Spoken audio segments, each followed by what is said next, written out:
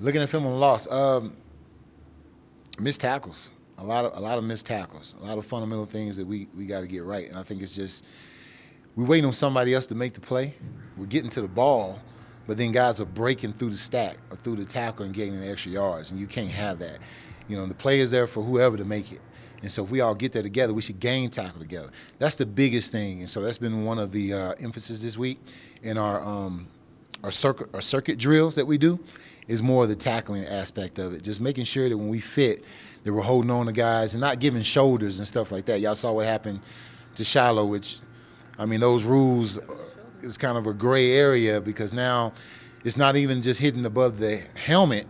It's if he's defenseless or not, And so that plays into it. And think what you may about it, that's the game now. And so we gotta follow the rules. We gotta figure out how to fix that and get better at it.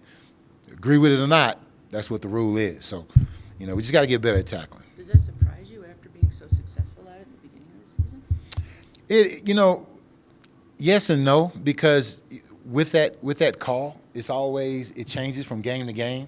Like you can see a game where it was totally legal, no one says anything. Then there's a game where a guy get hits for targeting, and he's put out the game for it. So it's one of those rules where it can change from official to official depending on how they see it and how they call it because of the gray area. And yeah, you get mad at it because I could pull up film from 2 or 3 games, same hit was clean, but in this game it wasn't. So you got to keep going.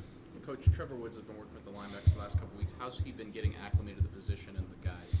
Well, he did a little bit of it in high school, but he's a very instinctual player, knows a lot of football, high IQ, and it wasn't really a bad transition for him. I think his instincts more than anything and his ability to cover has been a help to us.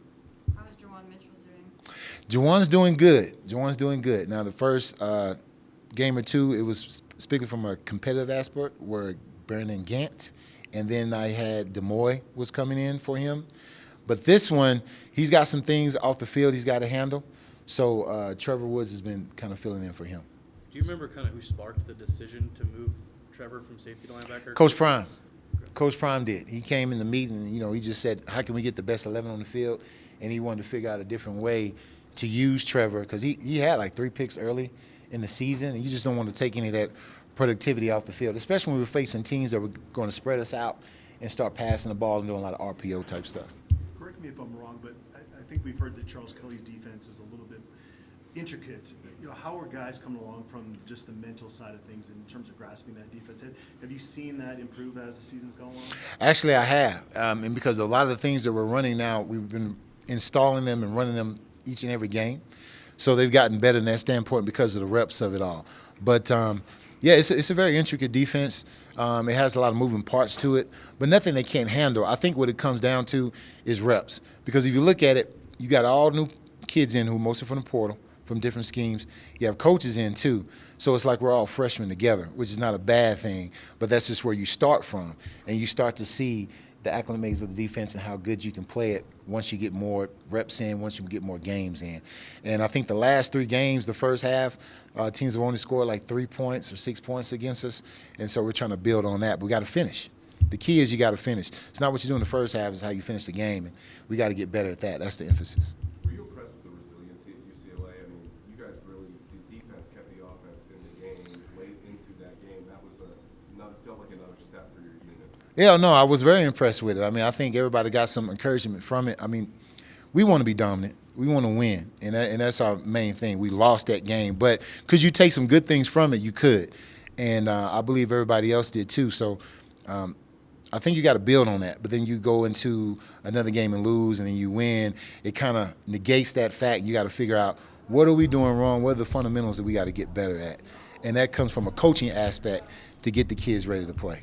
The coaching textbook, it's cliche. It says you lessen contact, you lessen the conditioning as we get into November, and the body safe the wear and tear.